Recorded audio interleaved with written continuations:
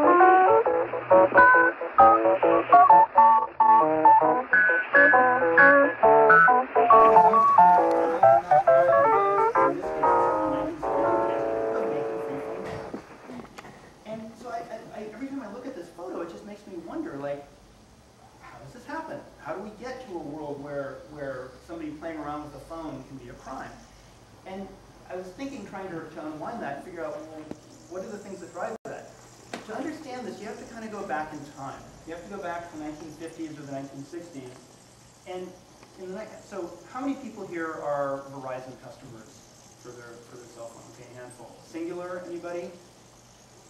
One, okay. AT&T? Bunch, okay. You guys have choices of your phone company. You didn't used to have that. It used to just be pretty much one phone company, the phone company, AT&T.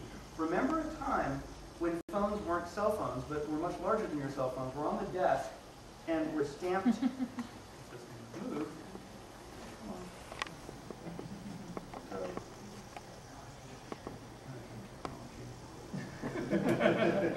Were stamped in metal, not printed, but stamped in metal. Bell System property, not for sale.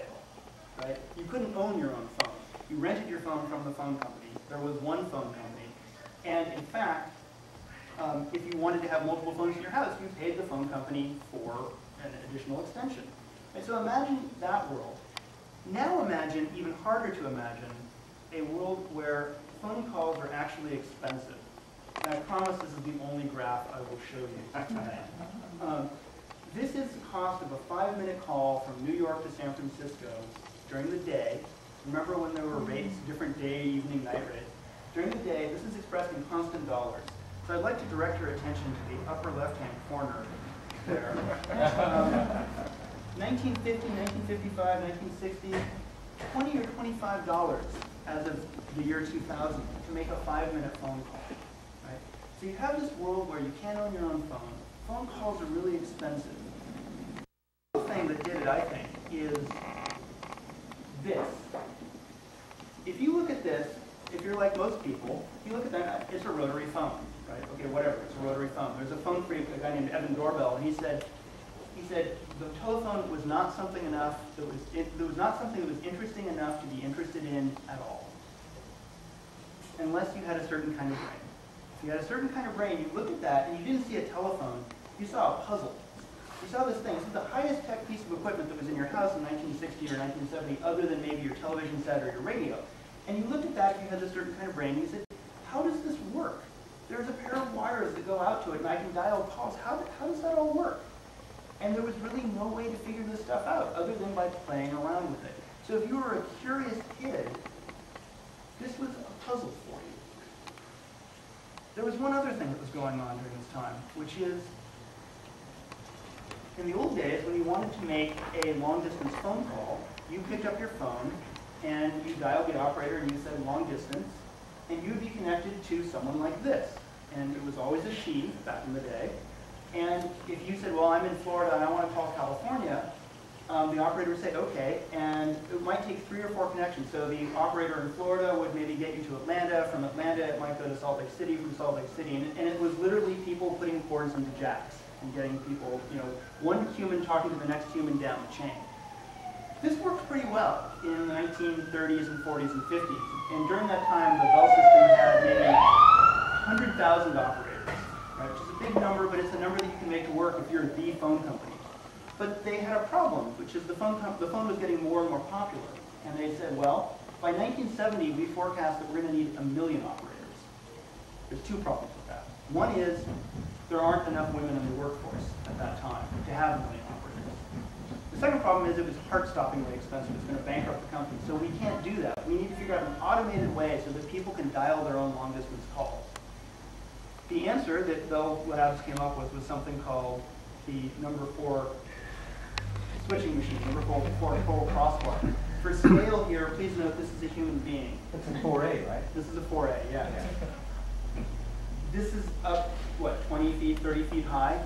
And the terrifying thing is, this is actually only a portion of the machine. The actual machine took up just about a city block.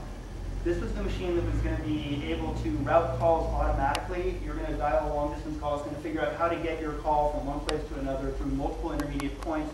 It's going to figure out how to bill you for the call. It's going to do this just completely automatically. Today, if you ask an engineer, hey, I want to do this thing, they say, no problem. We've got a computer network. We're going to have a computer, etc. Problem is, computers hadn't been invented because this is being built in the 1930s and 1940s. The transistor hadn't even been invented at this point. So this is all being done with vacuum tubes and relays and electromechanical switches. Today, the computer guys are like, oh, we have a database. The database will tell you if you're calling from Florida to California, here's how you route it. Back then, the database looked like this. It's a metal punch card with holes cut out. And by looking at, essentially, electromagnets would lift those cards up, shine light through them, and by figuring out where the light was blocked by the notches that somebody had cut manually on the card, you could figure out how to route the call, or the machine could figure out how to route the call. To do all this, these machines, these 4As, and they built several hundred of them, had to talk to one another, because you couldn't just get from California to Florida without going through an intermediate point. So the machines actually had to be able to talk to each other. Now, if you go back to our friend the rotary phone here, you pick up this phone and dial a number. By the way, the other day, at my brother's house, we actually hooked up an old rotary phone he had, and I tried dialing it for the first time in probably 20 years. It's really slow to dial the rotary phone. I don't know if you guys remember this. But anyway, you dial a number, and back in the old days, you would hear something that sounded like this. It works. Oh, good, I've got the beach ball. Excellent. Come on. Perhaps doing this PowerPoint thing wasn't such a great idea.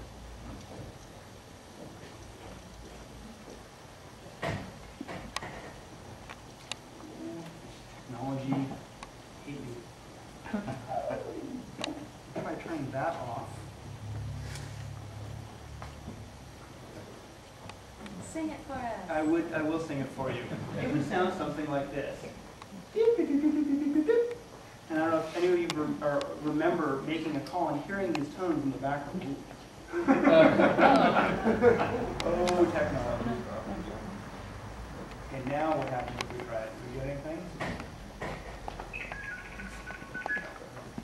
How was my rendition? Is it okay?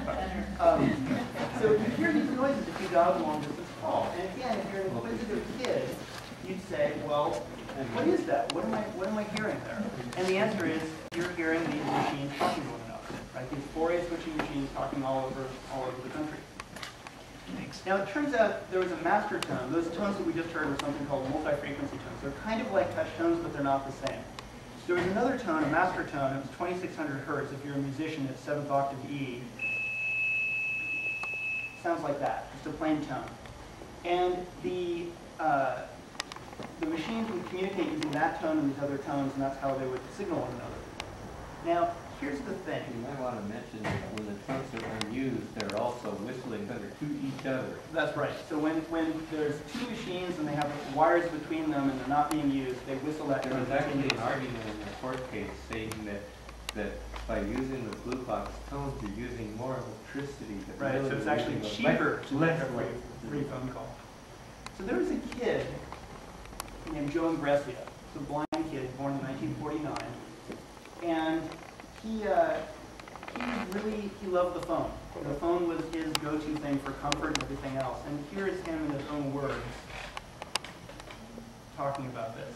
And I heard it, kind of bounced in the background. And so I kind of whistled along with it. And it cut the line off. And it made it quick and cut it off. And I did the line, and I dialed to the operator. Is this working at all? With information and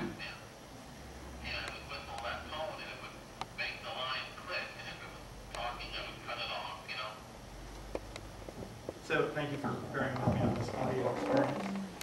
So Joe figured out, when he was 7 years old, that he could hear this tone in the background, and if he whistled that tone, which I used to be able to do but can't anymore, something like that, but a little bit higher pitch, you could cause the connection to drop. You could hang up. And that's kind of a neat trick, but it's not really good for much. But eventually Joe figured out something else, which is you could actually use this to whistle a free call. And this is him in 1968.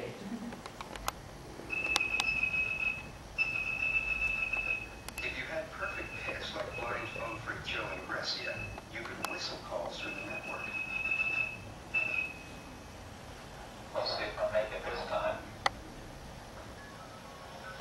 This is really hard to do. It sounded like all the phones were present, so the phone should be ringing a bell now.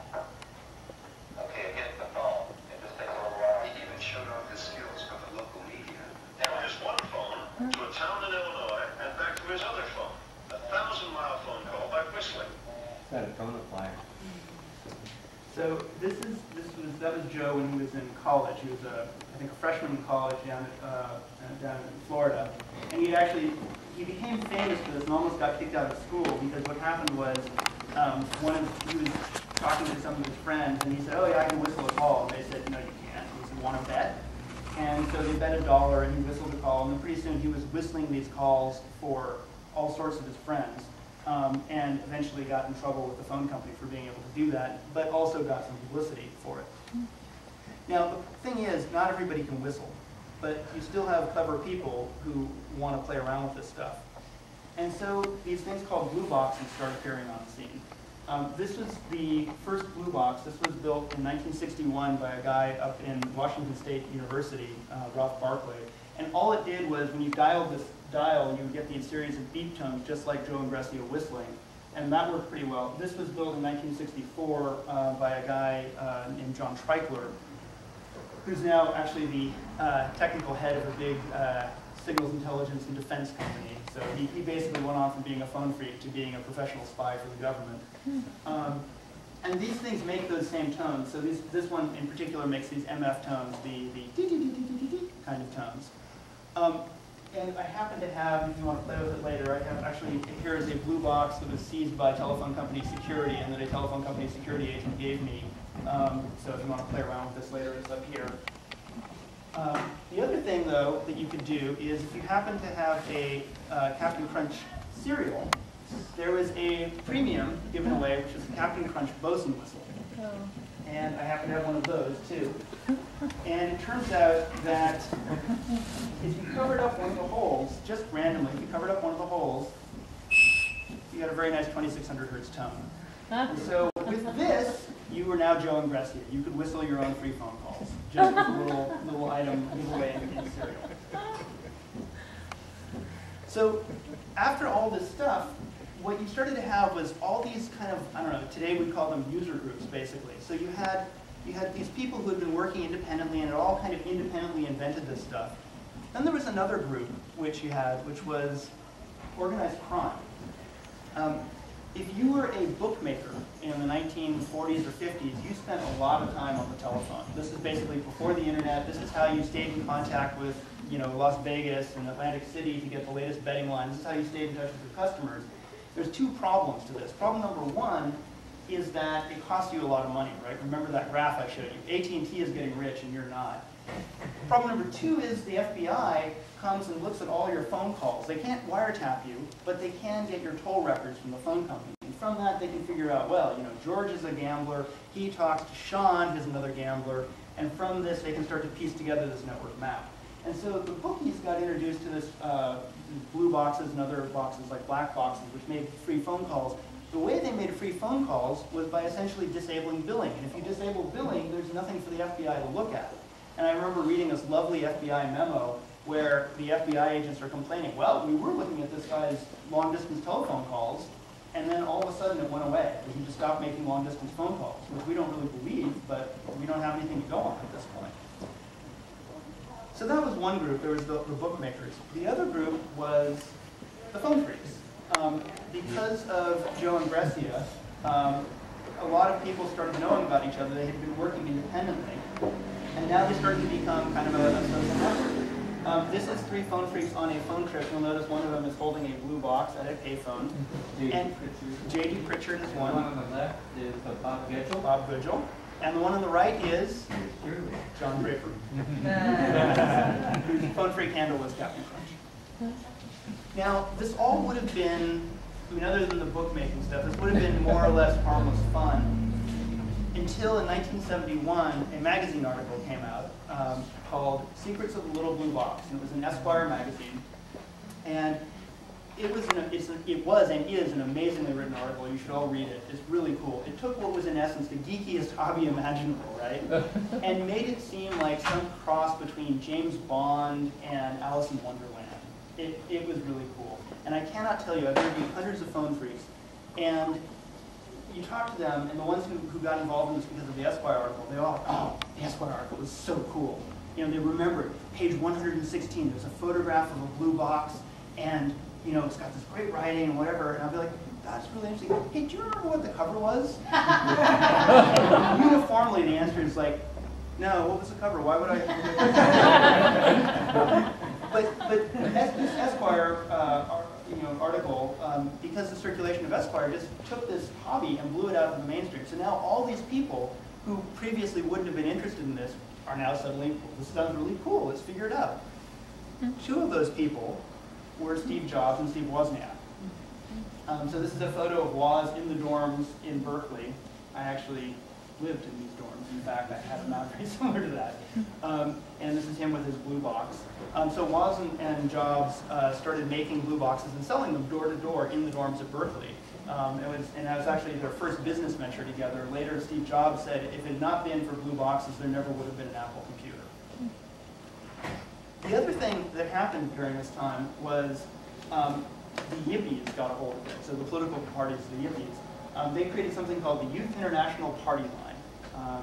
And this was basically the phone phreak arm of the Yippie movement. And what they argued was kind of interesting. They said, you need to make free phone calls in order to screw AT&T, which is the man, and to screw the US government.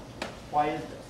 Well, the telephone company had something called the telephone excise tax that it had to pay to the government, and that was about 10% of long-distance calls. It was a pretty good chunk of change. It was like $1 billion of revenue to the government.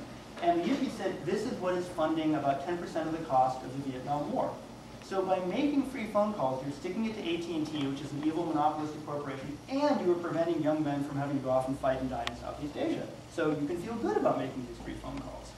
So the Yippies basically started kind of, in some way, a kind of a cultural hijack of taking phone phreaking from people who were really just interested in exploring the network and saying, let's make free phone calls and let's feel good about it. Now, it turns out that AT&T was not doing nothing this whole time. AT&T found out about this stuff in 1961, and by 1962, it had started to build a system to try and understand how big is this problem. And you can kind of put yourself in the shoes of the AT&T executives. You've just spent billions of dollars building out this nationwide long-distance network with these huge, complicated switching machines, and now some pesky kid comes along and shows that this whole thing is just completely riddled with holes. If you're an AT&T executive, you start to flip out. Your first thought is, well, you know, holy crap, are we going to have to like replace the entire telephone network? It's going to cost billions more dollars. And the engineers say, when you confront the engineer with something like this, their first thing is, well, how big is the problem? Let's measure it. So that's what they did. And starting in 1964, they started deploying these systems which would look for evidence of toll fraud. They were in 6 different cities. They would randomly monitor calls. And when they heard a call that didn't sound right, like this 2600 hertz tone when it shouldn't be there, they would record it. So they randomly monitored 33 million telephone calls and actually recorded on spinning tape 1.5 million of them. And those tapes were listened to by ear by operators to figure out, was this actually a real call or was this fraudulent? They kept this secret, and it came out in 1975 when Lewis Rose, an investigative reporter for the St. Louis Post-Dispatch, found out about it. And it created quite a stir. There were actually congressional hearings before the House of Representatives about it. This was right after Watergate, and the nation was really, you know, kind of hinky about it. Was that Remont thing?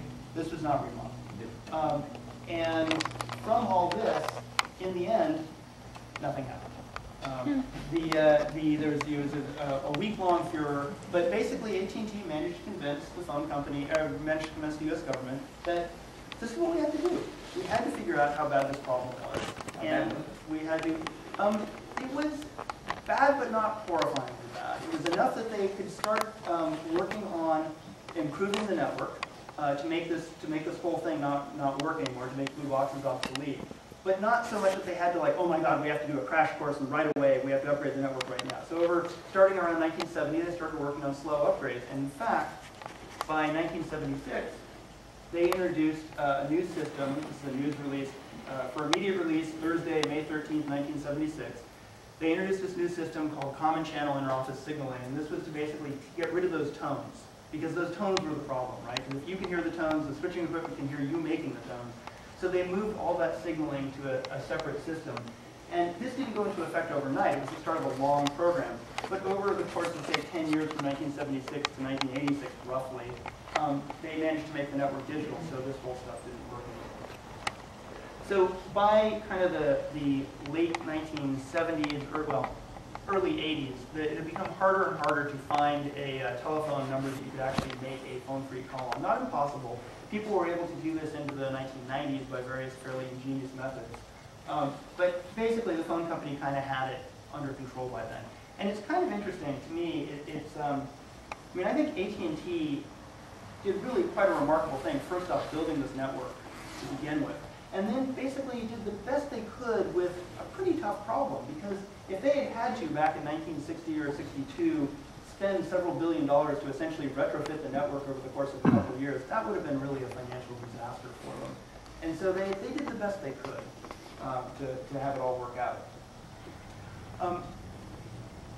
A question that I actually got was, well, what happened after this? And my book sort of ends roughly around 1980. There are a number of books that you can read. Cyberpunks is one by Katie Hafner that has a little bit of, there are a lot of books that talk about phone phreaking in the 1980s. It's kind of the precursor to computer hacking. But the thing which is interesting is the stuff that made the CCIS possible was computers and computer networks. So that's basically what CCIS was. It was a separate computer network. But at the same time, the personal computer was becoming available. And so the very same people who would have looked at a telephone and said, how does this work? What is it? They now had something fancier than a telephone to look at. They had a personal computer to look at. And, well, what is this? What can we do with this? And so you saw kind of almost a brain drain in phone phreaking. Not only had it gotten harder to be a phone phreak, but now you had this other wonderful thing, the personal computer, to start playing with. And so as a result, a lot of talent and interest got kind of siphoned off into that. I want to share with you one more great photo from the FBI. The ever-ready Energizer transistor vacuum tube radio battery with an evidence tag on it. So that's what I have prepared for this evening. I'd love to take questions if you have any. And then after that, there'll be a signing. 1, start.